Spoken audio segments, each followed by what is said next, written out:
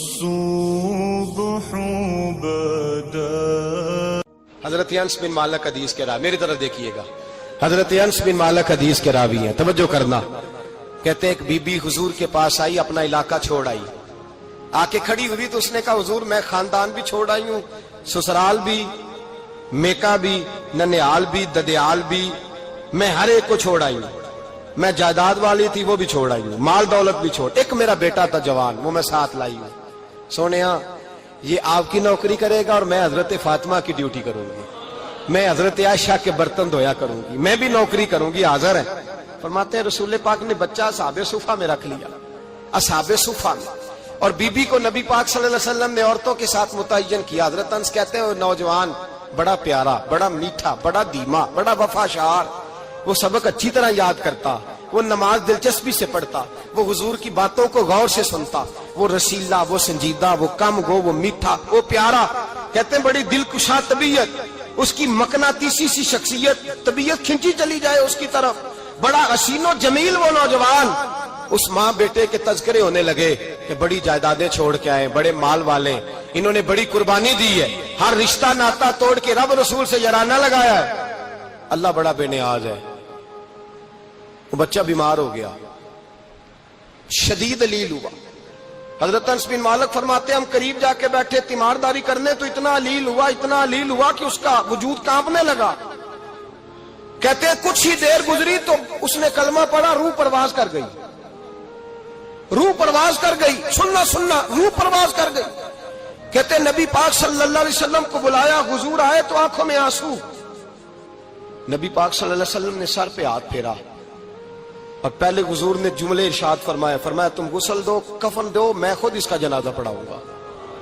پھر حضور نے فرمایا نہیں، اسے غسل نہیں دینا، ارادہ بدل گیا ہے، پروگرام تبدیل ہو گیا، اسے غسل نہیں دینا، کفن نہیں دینا. حضور کیا کرے؟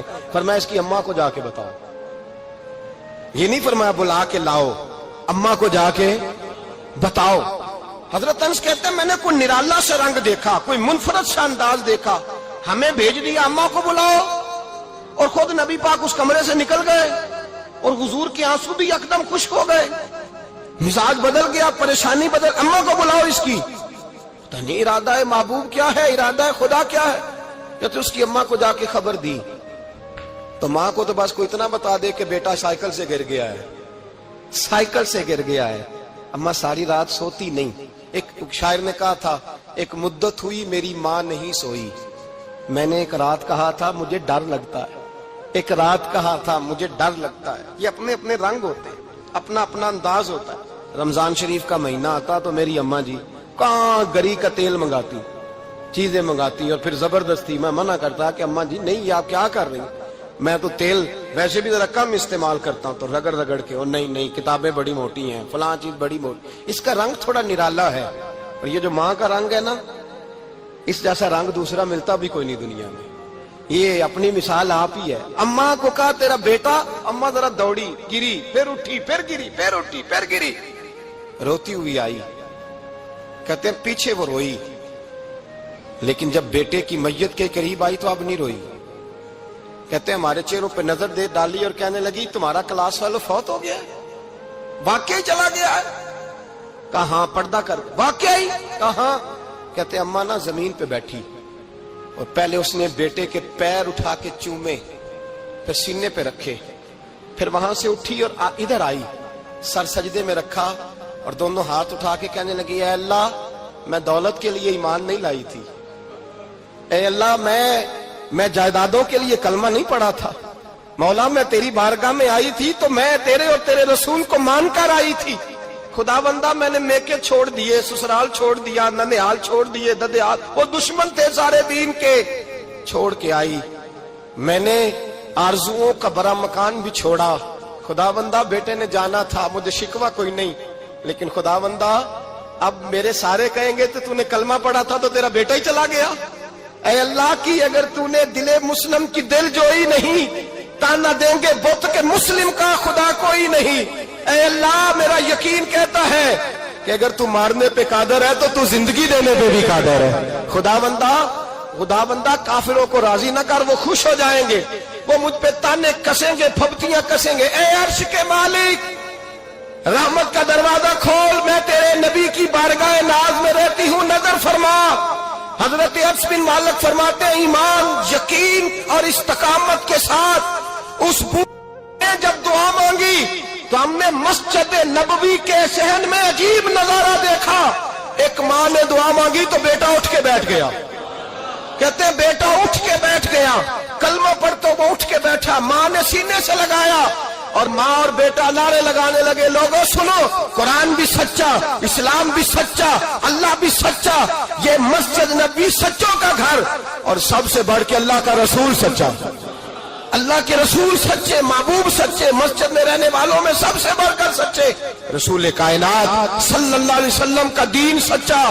फरमाते रसूल पाक को खबर दी तो महबूब ने मुस्कुरा के फरमाया, मेरे रब की ताकतें बड़ी ज्यादा है, इन्नल्लाह अला कुल्li शैइन कदीर, अल्लाह की ताकत बड़ी है। ईमान था, यकीन, इस्तकामत, बच्चा उठ के बैठ गया। हजरत अनस कहते हैं वो हुजूर के जमाने में भी हयात रहा, विसाले ज़ाहिरी के बाद हजरत अबू बकर के जमाने में भी मौजूद रहा, उमर के जमाने में भी मौजूद, हजरत उस्मान के जमाने में उसकी माँ का इंतकाल हुआ, उसने अम्मा को दफन किया और माँ के बड़े अरसे के बाद उसने पर्दा किया। जब हम उसकी तरफ देखते थे ना, देखते उसकी तरफ थे, पर हमें उसकी अम्मा का ईमान याद आ जाता था, हमें यकीन। ओ भाई, कभी तूने रब करीम की बारगाह में सर सजदे में रख के मांगा ही नहीं, तू कभी आया ही नहीं, वरना उसके दरवाजे से कोई खाली जा सकता, सवाल ही नहीं पैदा होता, कोई खाली जाए, कोई जाता ही नहीं, वो भेजता ही नहीं, उसका अंदाज ही नहीं, उसका ये करीमाना अंदाज ही नहीं, वो भेजता ही नहीं, वो तो नवाज देता है। ईमान, यकीन, इस्तकामत अपनाइए, ओढ़िए, अपनी जिंदगी में अल्लाह तबारक व तआला के साथ जुड़िए। ये तो दुनियादारों के साथ हम ताल्लुक जोड़ के रखते हैं, कभी SMS, कभी टेलीफोन, कभी ईद पे मुबारकबाद, कभी फलां जगह, दुनियादारों से जोड़ के रहते हो, खुदा से जोड़ के रहो। कभी फजर में जुड़ जाओ, कभी जोर में जुड़ जाओ, कभी तिलावत में जुड़ जाओ, कभी दुरूद और सलाम की वजह से रब करीम के साथ ताल्लुक बनाओ, कभी रमजान में, कभी ईमान में, कभी हज में, कभी उम्रे में, कभी किसी गरीब की मदद में, कभी किसी लाचार की मदद में, कभी बेकस की मदद में, कभी मजबूर की मदद। जुड़ जाओ अल्लाह तबारक व तआला के साथ, मजबूत ईमान, मजबूत कुव्वत पैदा करो, तवानाइयां हासिल करो, अपने अंदर खूबी पैदा करो। मेरे भाई याद रखें, ईमान मजबूत होता है तो अल्लाह अर्श से मदद नाजिल फरमाता है, और जब ईमान कमजोर होता है तो जो मदद पास होती है वो भी छीन जाती है। रमजान मुबारक का जुमा, पहला जुमा, ईमान का मौजू बयान करके दो बातें गुजारिश करनी है।